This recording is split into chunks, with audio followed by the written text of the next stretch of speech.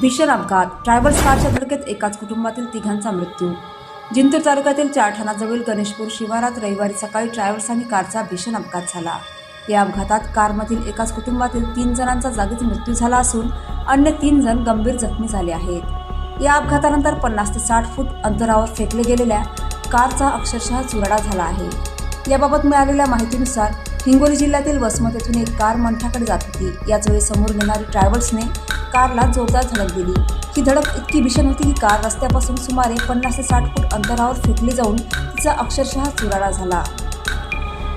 या अपघातात सय्यद अझहर सय्यद महमूद, सुमैया सय्यद अझहर आणि एका लहान बालकाचा जागीच मृत्यू झाला.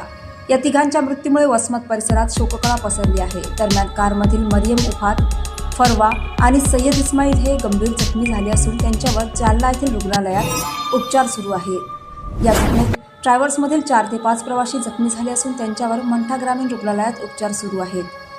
ट्रॅव्हलर चालक संतोष केशवराव शिंदे वय 49 वर्ष राहणार छत्रपती संभाजीनगर हे गंभीर जखमी झाले असून त्यांना पुढील उपचारासाठी छत्रपती संभाजीनगर येथे हलविण्यात आले आहे. या अपघातानंतर स्थानिक नागरिकांनी तत्काळ मदतीसाठी धाव घेतली. वाहनांचे पत्रे कापून जखमींना बाहेर काढण्यात आले. या घटनेची माहिती मिळताच पोलिसांनी घटनास्थळी धाव घेत वाहतूक सुरळीत केली.